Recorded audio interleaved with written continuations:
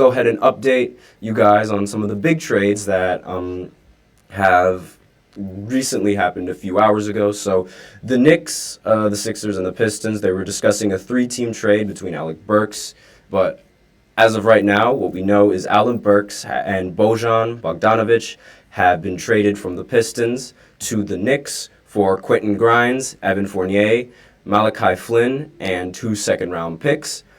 This is a very, very good trade coming in from the Knicks because now they have a lot more production. Bojan is a great on the offensive end. He's been great for the Pistons, and I definitely think he will come out for the New York Knicks producing.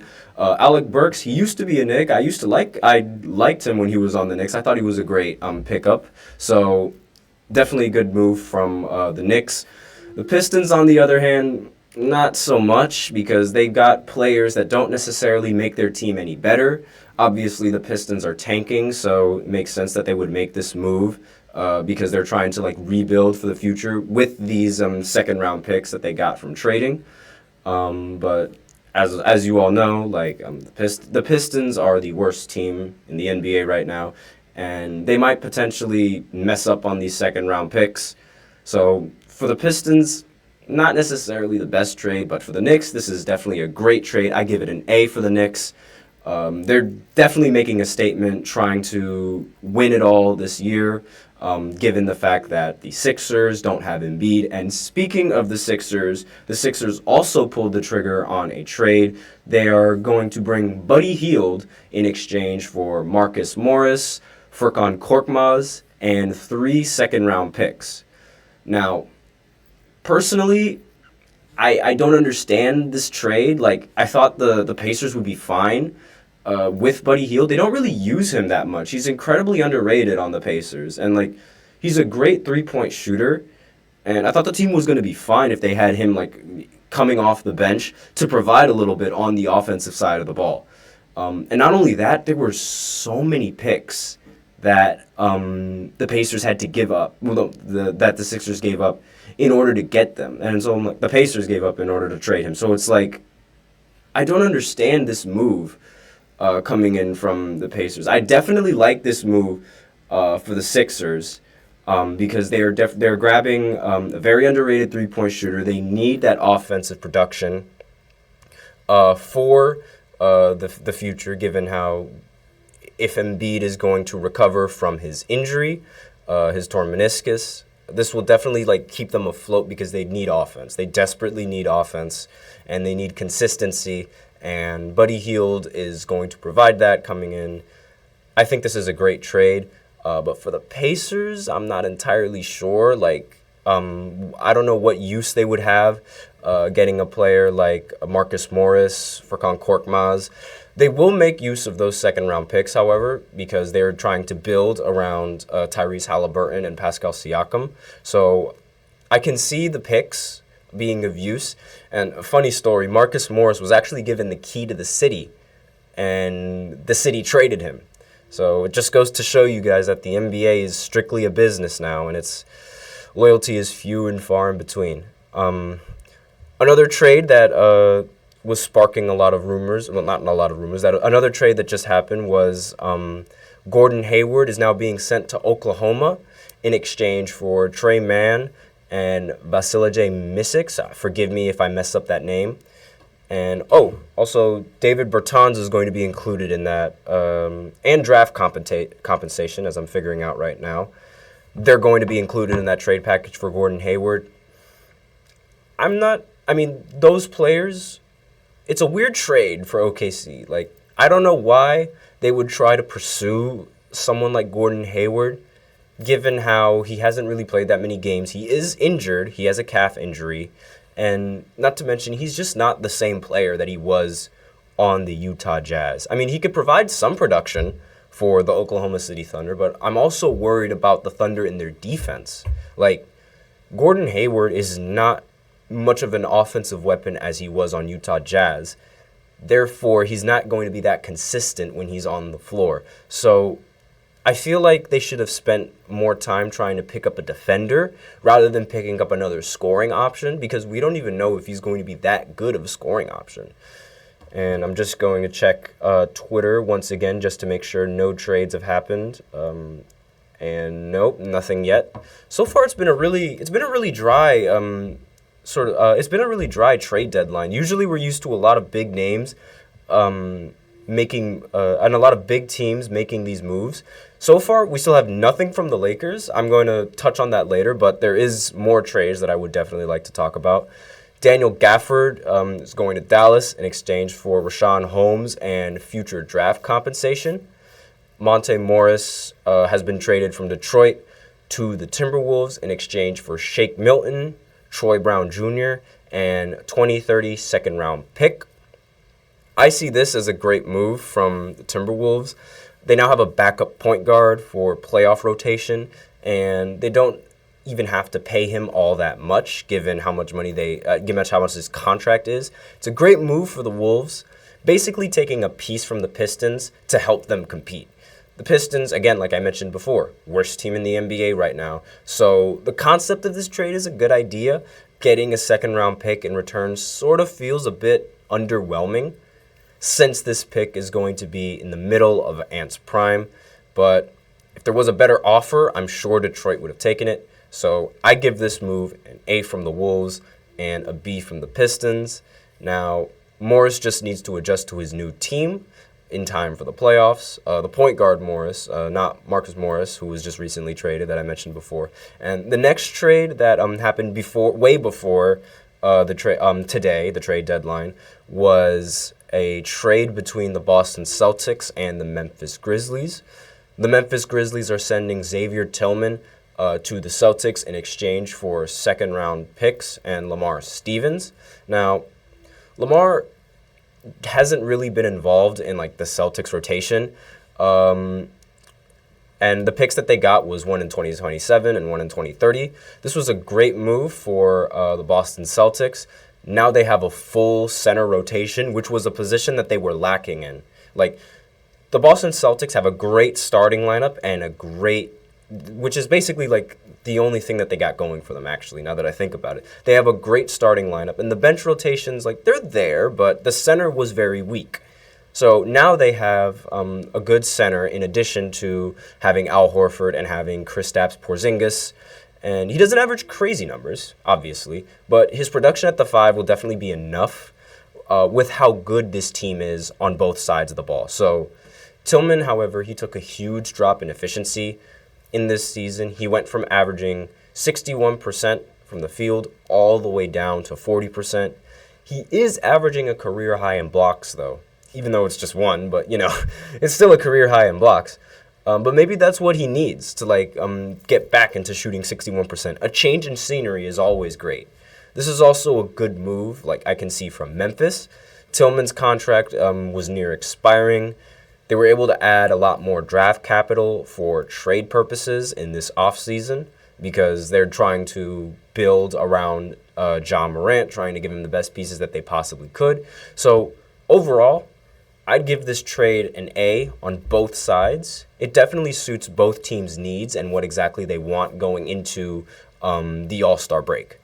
Another trade incoming was involving the Pistons. Again, the other team was involved, the Utah Jazz. The Jazz are sending Simone Fontecchio to the Pistons in exchange for Kevin Knox and 2024 second-round pick from Washington.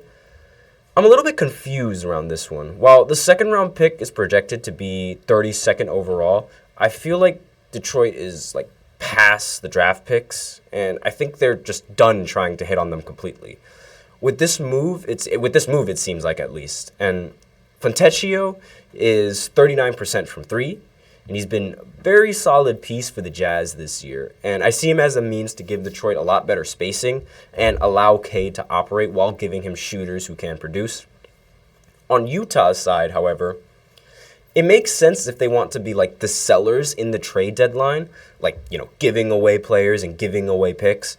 Pick 32 for an expiring deal on a 28-year-old is good value, but Utah is in the play-in conversation right now, and I don't see why they would get rid of Fontecchio. Forgive me if I'm botching his name completely, but if they are trying to compete, maybe they're going to try to move on from Lauri Markkanen towards the end of this trade deadline and go into a full rebuild, then this move would make sense. But for now, I give this trade an A for the Pistons, and I give it a C from the Jazz. And hold on, I just got a Woj bomb. Wait just a second. I'm going to be looking at... The Raptors are trading Dennis Schroeder to the Nets for Spencer Dinwiddie. Oh, no! We're getting the Nets are getting Dennis Schroeder. And I don't know exactly the entire trade details because this Woj bomb literally just dropped right now on my phone. So I'm very confused about this move coming in from the Nets. Depending on like what exactly the rest of the details are, I'm not entirely sure like how this move is going to help us. I mean, like, we get a playmaker, sure, but like we still lack defense. And the Nets still lack defense. So I'm not entirely sure what this move exactly accomplishes. It's just a normal trade. It's just like Dennis Schroeder. Okay, great. I'm not particularly excited for getting Dennis Schroeder. The Raptors have Spencer Dinwiddie, so that gives Scotty Barnes a little bit more of a scoring option, which I can see working for the Toronto Raptors and the situation that they're in. But again, I don't understand this move whatsoever coming in. And there was also a trade involving Kelly Olynyk. So I'm going to just pull up the trades and the exact details for the Kelly Olynyk trade in just 1 second, because I saw that bomb recently drop. Just give me 1 second, guys, just to get the full details. And Jazz were trading Kelly Olynyk to the Raptors for package that were including a first-round pick. I'm going to get more details on that, but essentially Kelly Olynyk is going to the Raptors. It looks like the Jazz are trying to go into a rebuild with this trade coming in and the rest of the trades that they were making, with Lauri Markkanen as the main catalyst for their team. So again, we'll see how this. The exact details. I'll come back from a break and explain like the rest of these details before, because again, need to be updated on these details. But as of right now, not entirely sure like what the Jazz are trying to do. Are they trying to compete now? Are they trying to just save for next year? Still not sure, but it's all dependent on where this team decides to go. And I'm very surprised that the Lakers haven't made a move yet. I'm very surprised that the Lakers aren't being involved in this trade. Like, if you were watching my previous podcast, then you'd know I think it is absolutely crucial that the Lakers do a trade right now and put LeBron in a great position to win the championship and to make it far into the playoffs. And they have beat a team that, like, everyone was demanding to, like, make a trade, even to trade LeBron at one point. But it would seem like those talks have died down, but they've been the team that like everyone has been demanding to make a trade, and so far they haven't made one. D'Lo was also like in the trade rumors as well, obviously, but with how he's been producing as of recently, I think the Lakers are going to second guess that trade option. And I recently read a report that the Lakers feel confident that they can end up landing Donovan Mitchell this summer coming into the offseason. And it was rumored that they're not going to trade their 2029 first-round pick, which means they'd go into the summer with $50 million in cap space and 3 tradable first-round picks. This could definitely be enough to land Donovan Mitchell, but will the Cavs pull the trigger on this? No. I personally think the Cavs will not pull the trigger on this trade. Cleveland right now is the 2nd seed in the East, and trading away the player that has gotten them to the 2nd seed is just, in my opinion, going to be the dumbest move that an organization can do. Granted, they might want to help LeBron win a championship, but again, they have to help themselves win a championship. I don't think that move and waiting for the next offseason is the smartest move that the Lakers can do, because LeBron is not getting any younger. So this will be, if they wait, this will be another year wasted for LeBron, assuming that they don't make the play-in as of this rate. Like, the Cavs have already found their guy, and they already have great role players to go alongside him. And it doesn't seem like Mitchell is unhappy in the situation that he's in either. So this seems like a signature Lakers offseason move. Every single time in the offseason, the Lakers and their fans always bring up ridiculous expectations going into free agency. One point, they thought they were going to get Kawhi and Boogie and LeBron on the same team, as if that was ever going to happen. They also thought they were going to get Paul George, which also didn't happen. They also had talks about potentially trading for Kyrie 2 years ago, also didn't happen. Bradley Beal, also didn't happen. And now with DeJounte Murray, which that also didn't happen. And we have...